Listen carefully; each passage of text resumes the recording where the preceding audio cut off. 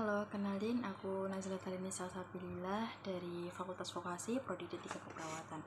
Di sini saya akan berdebat dengan mosi sebagai pemerintah Indonesia. Dewan ini akan memprioritaskan beasiswa berbasis prestasi, beasiswa unggulan, LPDB, dan lain-lain yang menggunakan pencapaian prestasi sebagai syarat utama dibandingkan beasiswa tidak mampu, bidik misi, KIP kuliah, dan lain-lain yang hanya khusus diberikan kepada masyarakat ekonomi yang menengah ke bawah.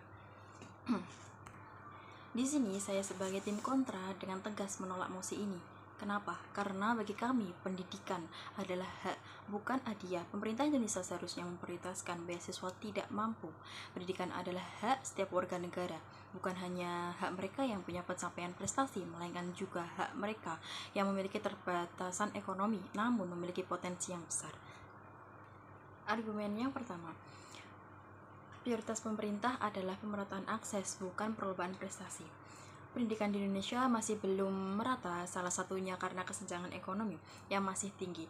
Masih banyak anak dari keluarga yang kurang mampu yang tidak bisa melanjutkan pendidikan hanya karena hambatan ekonomi, bukan karena kurangnya potensi atau semangat belajar mereka.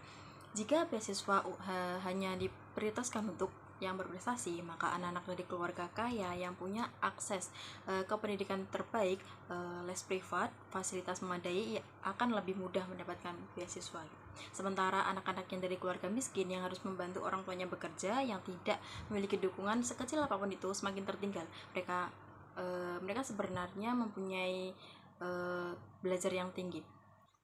Argumen yang kedua, beasiswa tidak mampu adalah investasi jangka panjang untuk negara.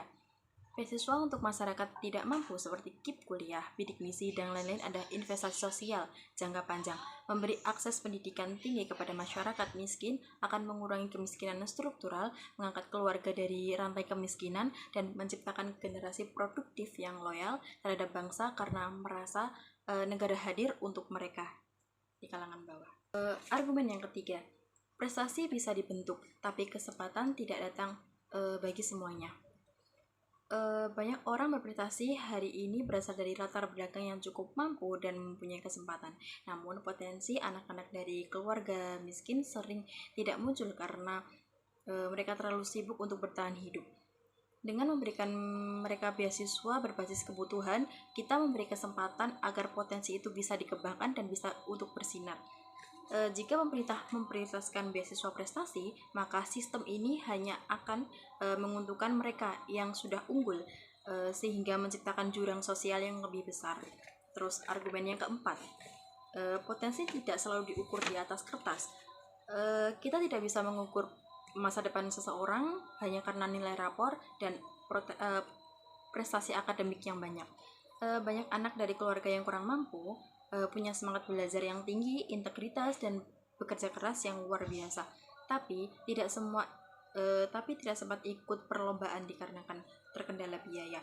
Dengan memprioritaskan beasiswa tidak mampu, kita memberi ruang agar potensi yang tersembunyi itu bisa muncul dan bisa bersinar. Argumen yang kelima, beasiswa berprestasi sudah banyak sumbernya. Beasiswa berbasis prestasi saat ini sudah sangat banyak dan bahkan tidak hanya dari pemerintah tetapi juga dari lembaga, perusahaan, dan juga yayasan.